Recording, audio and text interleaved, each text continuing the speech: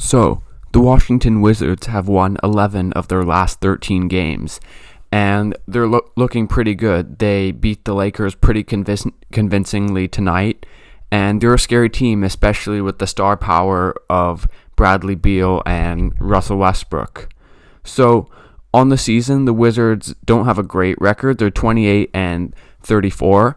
A lot of it has been due to what was a terrible defense in the first half of the season and not a great offense. But also they've struggled with external factors has every team, with things like the virus and injuries and having a pretty different team from last year, with Westbrook, Denny Avdia, and a few other role players coming in the offseason. And even now, they're not fully healthy. Denny Avdia is now injured. Hachimura was injured for a bit. They're forced to play Ish Smith with Westbrook and Beal Raul Neto in the starting lineup with Westbrook and Beal. So often they have to play three guards, with Ish Smith coming off the bench, and it's not always ideal. Their balance in the roster is a bit thrown off, due to injuries and things like that. But yet, they are pretty hot right now, and they're playing much better. And the first thing to think about is the defensive improvement at the start of the season. They're one of the worst defenses in the league, taking no pride, just letting teams score easily. And I think a little bit of that has to be due to personnel, but also how last season, they were sort of tanking, did not have a good defense.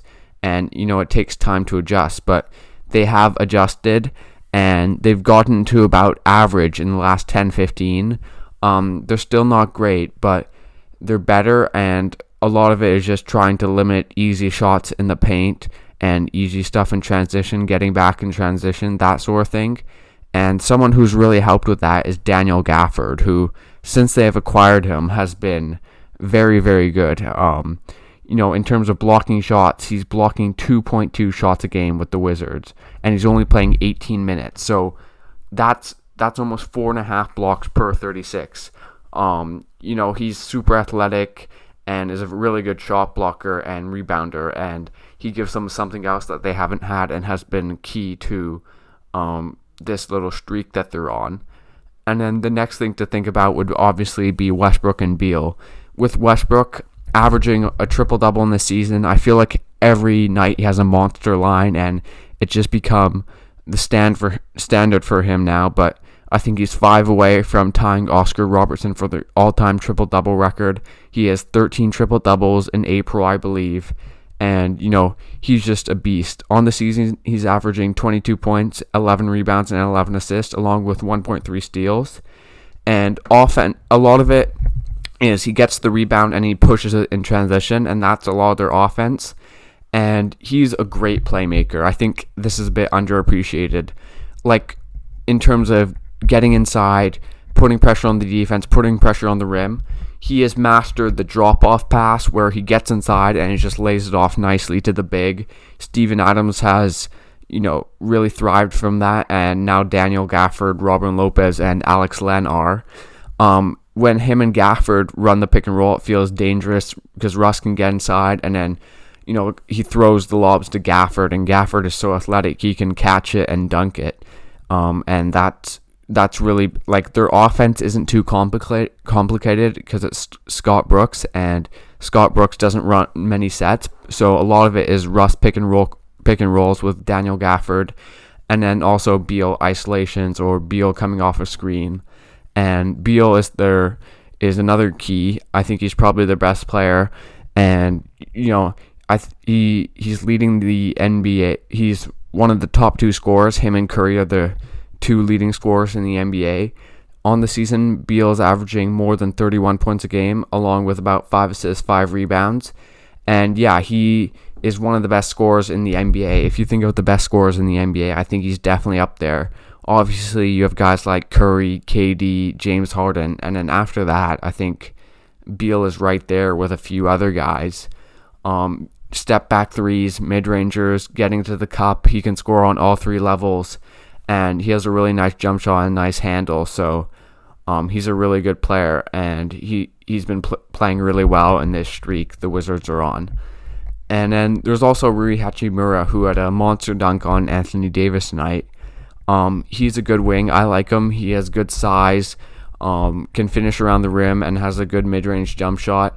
So he's another player who's been key for them this season. And apart from that, just, mix and match pieces, whoever's healthy.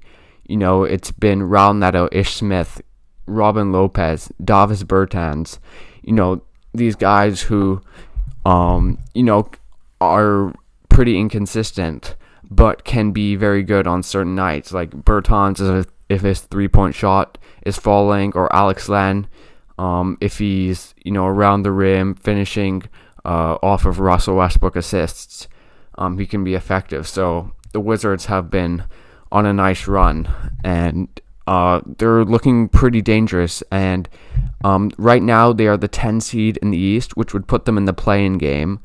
They're 2 games ahead of the Bulls, and only 1.5 games back of the Pacers, and 2 games back of the Hornets. So they could potentially move up to the 8, but I think they'll probably end up in the back half of the play-in, which means they'd have to beat the Pacers and then beat the loser of Hornets versus Celtics or Heat, whoever it is. And I think they can definitely do it. In a one-off game, I don't think you want to face the Wizards. They play at the fastest pace in the league, they run in transition, and they can score really, really well. And of course, they have the star power of Russell Westbrook and Bradley Beal, and with Daniel Gafford emerging as a great center who can block shots defensively and roll to the rim offensively, they're looking really good. So I think they can definitely beat the Pacers. The Pacers obviously have some injuries and are sort of a bit of an uninspiring team. They're still decent, but Turner's injured. I think Sabonis is injured. It just hasn't been a great season for them.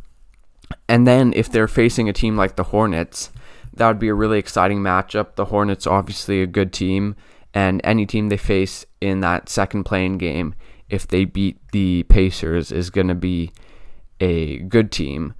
But I don't think they will have the star power advantage against almost any team with Russ and Beal. And if they're scoring and they're just defending at an average level, then they're really dangerous. And I think I would probably pick them in a one-off game against almost anyone in the East play-in. Obviously against the Heat or Celtics it'd be tough, but if they're going up against the Hornets or the Pacers, I think they can definitely win that game just because of the star power and their improvements.